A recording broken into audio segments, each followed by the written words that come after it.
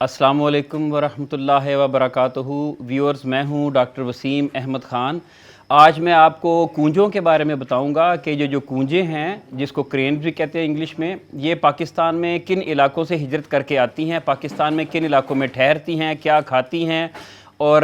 किस सीज़न में आती हैं, इनका शिकार क्यों किया जाता है, किस हद तक किया जाता है, जो महकमा वाइल्ड लाइफ है वो उसकी कंजर्वेशन के लिए क्या कर रहा है, इसकी पॉपुलेशन कम हो रही है या बढ़ रही है, ये सारी बातें मैं आज आपके साथ शेयर करूँगा। तो पाकिस्तान के दो सूबों में, यानी कि सूबा खैबर पख्तूनख्वा और सूबा बलूचिस्तान, इन दो सूबों में इसका शिकार ज़्यादा किया जाता है। उसकी वजह यह है कि जितने भी माइग्रेटरी बर्ड्स हैं वो इंडस फ्लाईवे को फॉलो करते हैं। इंडस फ्लाईवे से मुराद ये है कि फ्लाईवे ऐसा एक रूट होता है जहाँ पे माइग्रेटरी बर्ड जिसको नीचे देखते हुए फॉलो करके अपना रास्ता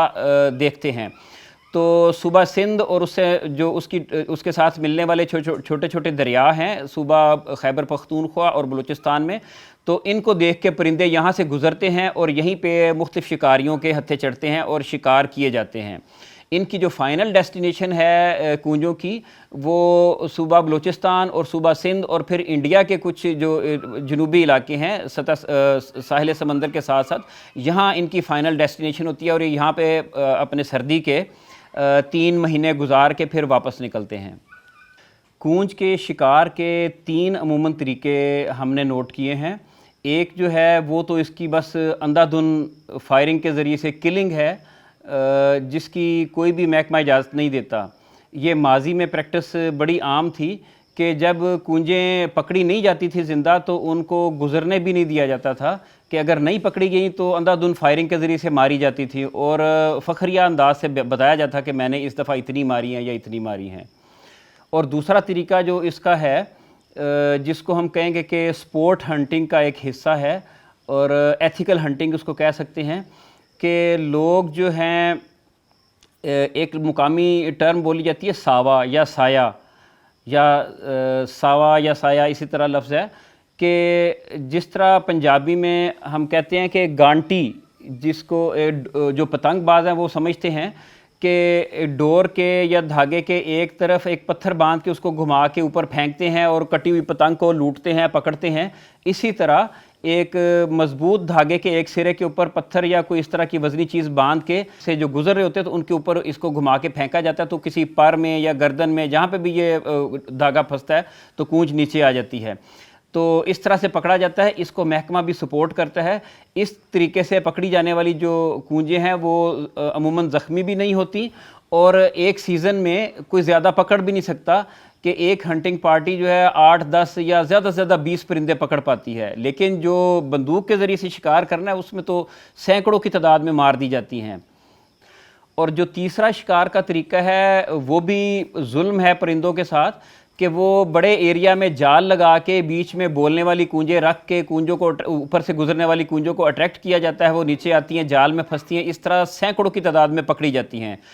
तो ये 2 तरीके जो हैं, जाल के ज़रिए पकड़ना और बंदूक के ज़रिए मारना, ये अलाउड नहीं है, इसको कंडेम किया जाता है, महकमा भी इसकी इजाज़त नहीं देता।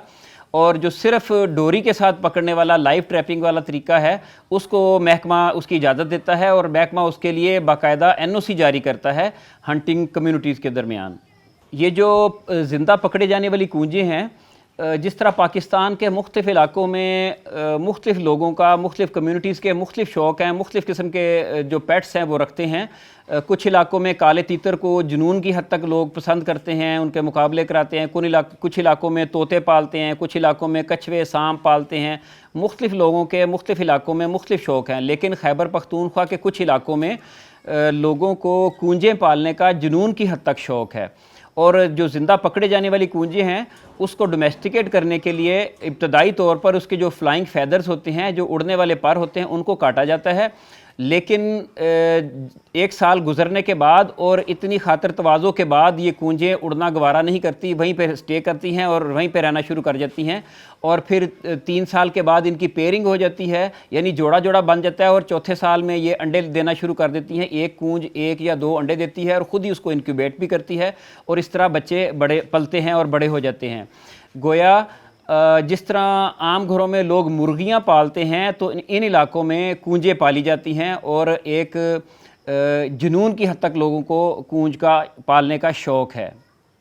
کونجوں کے تحفظ کے لیے جو محکمہ Khyber Pakhtunkhwa wild life department نے اس میں جو اقدامات اٹھائے ہیں بڑے قابل تحسین ہیں۔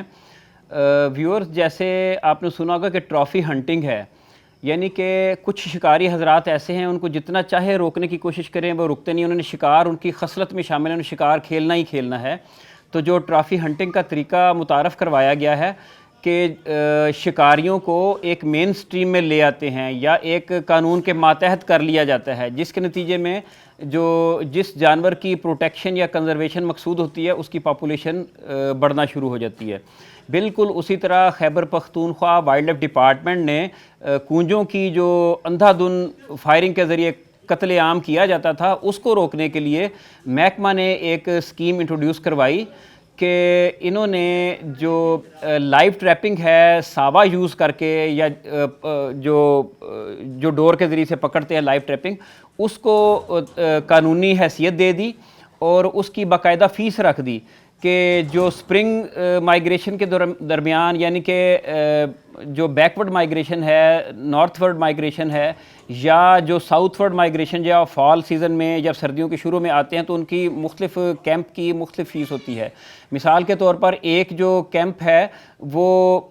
کونجوں کی جو مائیگریشن ہو رہی ہے سردیوں کے آغاز میں، وہاں پہ کیمپ لگا کے ان کو پکڑنا چاہتا ہے تو اس کی فیس تقریباً 4000 کے قریب ہے۔ اور وہی کیمپ اگر کونجوں کی بیک ورڈ مائیگریشن کے دوران اگر کیمپ لگایا جائے، یعنی کہ فروری یا مارچ میں کونجے پکڑنے کی کوشش کی جائے تو اس کی فیس علیحدہ ہے، وہ 6000 کے قریب ہے۔ تو اس سے ہوا یہ ہے